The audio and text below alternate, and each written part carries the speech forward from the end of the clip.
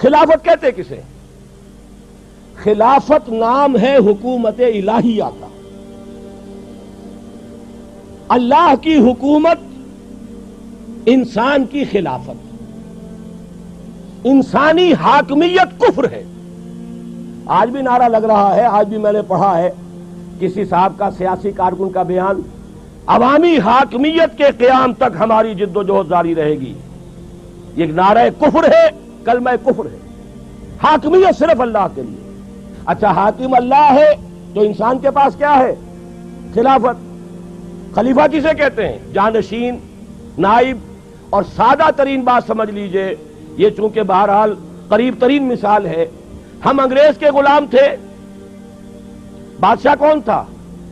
وہ تو جو بھی بادشاہ تخت انگلستان پر تھا یا جو ملکہ تھی وہی تھی نا. حاکم وہ تھی. وائس رائے ہوتا تھا یہاں، وائس رائے اس کا نمائندہ. جہاں حکم آ جائے گا اصل حاکم کی طرف سے سر تسلیم خم، جہاں نہیں ہے اپنی ثواب دید سے، مشورے سے، قریب لوکل جو بھی کنسلٹیشن ہے، جو ایکسپرٹس ہیں ان کے مشورے سے قدم اٹھا. یہ خلافت ہے. اب آپ ایک اور بات سمجھ لیجئے، یہ خلافت اللہ نے تمام انسانوں کو دی، اس لیے کہ ہمارے سب کے، چاہے وہ کافر ہو، مسلم ہو، ہندو ہو، مسلمان ہو، عیسائی ہو، گورے ہو، کالے ہو، سب حضرت آدم کی نسل سے ہیں. اور انی جاعلک یہ جو فرمایا اذ قال ربک للملائکۃ انی جاعل فی الارض خلیفہ، تو خلافت آدم کو دی. تو آدم کی ساری اولاد خلیفہ ہے.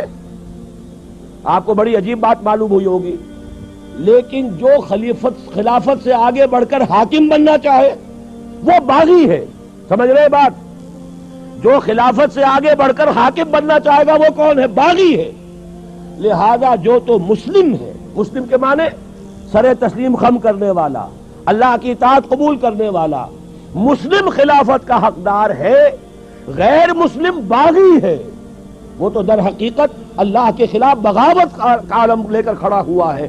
لہذا عملاً خلافت صرف مسلمان کی ہوگی، غیر مسلم کی نہیں ہوگی، اس لیے کہ اس نے خود بغاوت کی. اب اگر بادشاہ کے 2 بیٹے تھے، اورنگزیب کے اگر چند بیٹے تھے یا کسی اور کے کوئی بیٹے تھے، کسی نے بغاوت کر دی، اب ظاہر بات ہے وہ تو پھر بادشاہ کی عین زندگی کے اندر وہ تو محروم ہو گیا تمام اعزازات سے.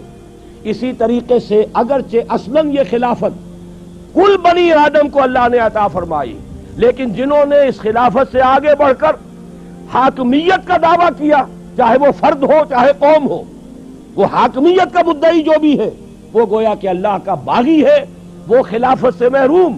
اب خلافت صرف مسلمانوں کی ہوگی. 2 باتیں سمجھ میں آ گئیں. اب تیسری ایڈ کیجئے. جب تک نبوت کا سلسلہ جاری تھا، شخصی طور پر نبی جو ہے وہ خلیفہ ہوتا تھا اللہ کا، وہ وائس رائے تھا. کیوں؟ اس کا ایک وائرلیس سسٹم سے جس کا نام وحی ہے، اصل حاکم کے ساتھ اس کا ایک تعلق قائم ہے. حاکم کا حکم پہنچ رہا ہے نبی کو، لہذا اللہ کے حکم کو نافذ کرنا کس کا کام ہوگا؟ جس کے پاس حکم پہنچا. لہذا خلافت پرسنل تھی کہ نبی ہی خلیفہ تھا. یہی وجہ ہے وہ آیت بھی یہاں پر لکھی ہوئی ہے، یا داؤد انا جعلناک خلیفۃ فی الارض، اے داؤد ہم نے تمہیں خلیفہ بنایا ہے زمین میں. خلیفتن یہ تنکیر ہے، ایک خلیفہ. گویا کہ جب تک نبوت جاری تھی نبی ہی خلیفہ تھا. نبی نمائندہ ہے اللہ کا، نبی کے پاس احکام آ رہے ہیں. ما آتاکم الرسول فخذوہ وما نہاکم عنہ فانتہوا، جو رسول تمہیں دے تھام لو مضبوطی سے، جس چیز سے روک دے رک جاؤ. ومن یطع الرسول فقد اطاع اللہ. تو اصل خلافت نبی کی تھی جیسے حضرت داؤد کی. بلکہ ایک حدیث بھی بڑی پیاری ہے، حضور نے فرمایا کانت بنو اسرائیل تسوسہم الانبیاء کلما ہلک نبی خلفہ نبی. بنو اسرائیل کی سیاست انبیاء کے ہاتھ میں تھی. جیسے ہی کسی نبی کا انتقال ہوتا تھا اس کا خلیفہ بھی نبی ہوتا تھا. تو گویا کہ نبوت چلی آ رہی ہے. حضرت داؤد کا انتقال ہوا، ان کے بیٹے تھے کہ نہیں حضرت سلیمان، وہ خلیفہ ہو گئے. تو کانت بنو اسرائیل تسوسہم الانبیاء کلما ہلک نبی خلفہ نبی. اب چوتھی بات سمجھیے، یہ ہے اصل میں خلافت کے فلسفیانہ اصول. ختم نبوت ہو گئی حضور پر آ کر، اب کسی کا کوئی وائرلیس کنیکشن نہیں ہے اللہ کے ساتھ.